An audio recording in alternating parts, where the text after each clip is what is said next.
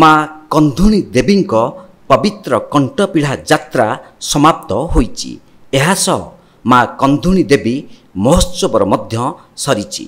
କଣ୍ଟପିଢ଼ା ଯାତ୍ରାରେ ମା କନ୍ଧୁଣୀ ଦେବୀଙ୍କ ନଗର ପରିକ୍ରମାର ସହର ଏକ ପ୍ରକାର ଜନସମୁଦ୍ର ପାଲଟି ଯାଇଥିଲା। କଣ୍ଟପିଢ଼ା ଯାତ୍ରାର ସମସ୍ତ ରୀତିନୀତି ସାମାନ୍ୟ ବିଳମ୍ବ ହୋଇଥିଲେ ହେଁ ସୁଚାରୁ ରୂପେ ସମ୍ପାଦନ ହୋଇଥିଲା ମା କନ୍ଧୁଣୀ ଦେବୀଙ୍କ କଣ୍ଟପିଢ଼ା ଯାତ୍ରା। ପୂର୍ବାହ୍ନରେ ଦେହୁରୀ ସେବାୟତମାନେ ନିକଟସ୍ଥ ଜଙ୍ଗଲରୁ ଟଭା କଣ୍ଟା ସଂଗ୍ରହ କରି ଏକ ପିଢ଼ା ତିଆରି କରିଥିଲେ। ପରେ ଆରମ୍ଭ ହୋଇଥିଲା ରୀତିନୀତି।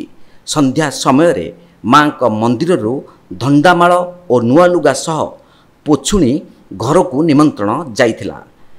ମାଙ୍କ ସାଧକ କାଳୀଚରଣ ଶତପଥୀ ପୁଞ୍ଜି ଚାଳନା କରିବା ସହ ମାଙ୍କୁ ଧଣ୍ଡାମାଳରେ ଆବାହନ କରି ପୋଛୁଣୀ ଦେହରେ ବିଜେ କରାଇଥିଲେ। ପରେ ଆରମ୍ଭ ହୋଇଥିଲା ନଗର ପରିକ୍ରମା। ତହସିଲ ଅଫିସ ଓ ସୋରଡ଼ା ଥାନାର ଭୋଗ ଗ୍ରହଣ କରିବା ପରେ ମା କନ୍ଧୁଣୀ ଦେବୀ ନଗର ପରିକ୍ରମାରେ ବାହାରିଥିଲେ। ଜନସମୁଦ୍ର ପାଲଟିଥିଲା ସହର। ହଜାର ହଜାର ଭକ୍ତ ମାଙ୍କ ସଙ୍ଗେ ନଗର ପରିକ୍ରମାରେ 16 କାଠି ଯୋଗିନୀ ବାଦ୍ୟରେ ନାଚି ନାଚି ବୁଲିଥିଲେ। ବଡ଼ଦାଣ୍ଡରେ ମା ଦୁର୍ଗାଙ୍କ ଦକ୍ଷିଣାୟନ ଦର୍ଶନ ସାରି ପ୍ରଭୁ ଜଗନ୍ନାଥଙ୍କ ମନ୍ଦିରରେ ପହଞ୍ଚିଥିଲେ ମା କନ୍ଧୁଣୀ ଦେବୀ। ଜଗନ୍ନାଥ ମନ୍ଦିର ପ୍ରାଙ୍ଗଣରେ ଶହ ଶହ ମହିଳା ମାଙ୍କୁ ହୁଳହୁଳି ଦେଇ ସ୍ୱାଗତ କରିଥିଲେ। ପ୍ରଭୁ ଜଗନ୍ନାଥଙ୍କ ଶ୍ରୀମୁଖ ଦର୍ଶନ କରିବା ପରେ ଆଜ୍ଞାମାଳ ନେଇଥିଲେ।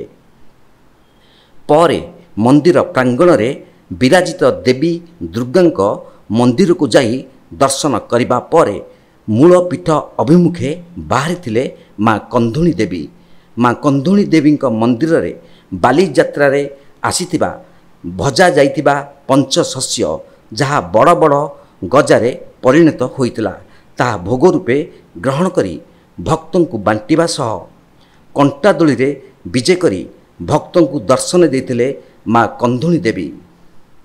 ଭାଦ୍ରବ ଶୁକ୍ଳ ଦ୍ୱାଦଶୀ ତିଥିରେ ଆରମ୍ଭ ହୋଇ ମୂଳାଷ୍ଟମୀରେ ସରିଛି ମା କନ୍ଧୁଣୀ ଦେବୀଙ୍କ କଣ୍ଟାପିଢ଼ା ଯାତ୍ରା। ସୋରଡ଼ା ପୋଲିସ ପ୍ରଶାସନ ତରଫରୁ ଥାନା ଅଧିକାରୀ ଅନିଲ କୁମାର ପରିଡ଼ାଙ୍କ ନେତୃତ୍ୱରେ ଯାତ୍ରାକୁ ଶାନ୍ତି ଶୃଙ୍ଖଳାର ସହ ସମ୍ପନ୍ନ ପାଇଁ କଡ଼ା ସୁରକ୍ଷା ବ୍ୟବସ୍ଥା ଗ୍ରହଣ କରାଯାଇଥିଲା। ସୋରଡ଼ାରୁ ନାରାୟଣ ଡାକୁଆଙ୍କ ରିପୋର୍ଟ, ତୀର୍ଥକ୍ଷେତ୍ର ଲାଇଭ୍।